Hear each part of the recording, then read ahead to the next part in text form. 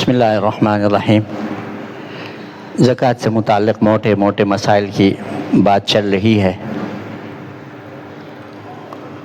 قرضے سے متعلق یہ بات ہے کہ اگر آدمی پر قرضہ ہے، جتنا بھی قرضہ ہے اس کے اوپر، یہ قرضہ زکوٰۃ کی واجب ہونے کی صورت میں مجموعی مالیت سے منہا کرنے کے بعد جتنا بچ جائے یہ دیکھا جائے گا کہ یہ نصاب سے کم ہے یا نصاب کو پہنچتا ہے یا زیادہ ہے۔ اگر نصاب کو پہنچتا ہے اور نصاب سے زیادہ ہے قرضہ نکالنے کے باوجود، تو زکوٰۃ اس مجموعے پر ہوگی جو قرضہ نکالنے کے بعد باقی بچا۔ مسئلہ واضح ہو گیا ہے۔ قرضہ نکالنے کے بعد جو باقی بچ گیا اس کو دیکھا جائے گا اور نصاب کو پہنچتا ہے، زیادہ ہے یا کم ہے۔ اگر نصاب سے کم ہے تو زکوٰۃ نہیں ہے، اگر نصاب کے مطابق ہے یا نصاب سے زیادہ ہے تو زکوٰۃ مجموعے پر ہے۔ یہ کلیئر ہے۔ ڈی سی اور کمیٹی کا مسئلہ ہوتا ہے، اس میں قسطوں کے دو حصے ہوتے ہیں۔ ایک قسطوں کا وہ حصہ ہوتا ہے جو ہم نے ادا کر دیا ہے، اور دوسرا حصہ قسطوں کا وہ ہے جو ہم نے ادا کرنی ہے۔ جو حصہ قرضوں کا قسطوں کا ہم نے ادا کر دیا ہے بی سی میں سے، کمیٹی میں سے، وہ ہمارا مال ہے، ان لوگوں کے اوپر ہمارا قرضہ ہے، جمع ہو رہا ہے، ہمیں واپس ملنا یقینی ہے اور ملے گا، ان پر زکوٰۃ ہے، ان پر زکوٰۃ ہے۔ ان کو مجموعہ مال میں شامل کریں گے، سونا چاندی، مال تجارت میں، اور پیسہ جو رقم کی صورت میں موجود ہے اس کے ساتھ بی سی کے ان قسطوں کو بھی شامل کریں گے جو ہم نے ادا کر دیے ہیں۔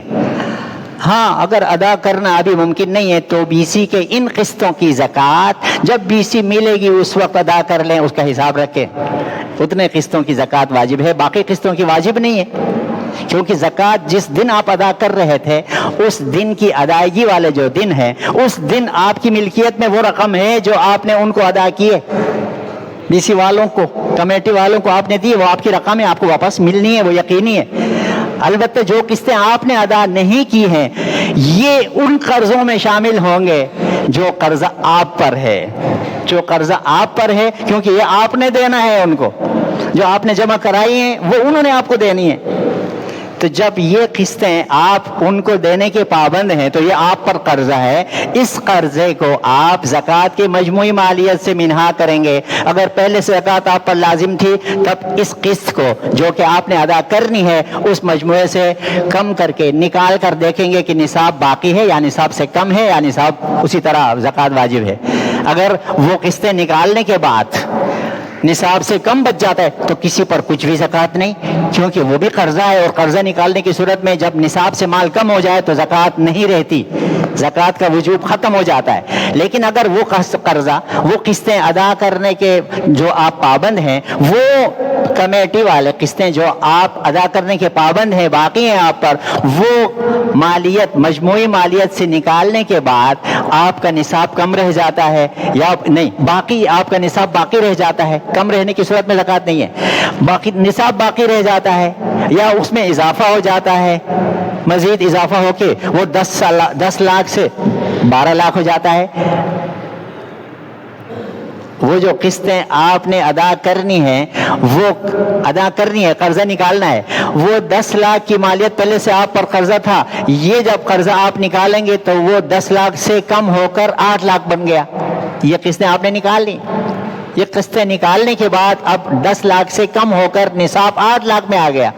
تو اب 8 لاکھ پر زکوٰۃ آئے گی، کیونکہ قرضہ نکالنے کی صورت میں نصاب کم ہو گیا۔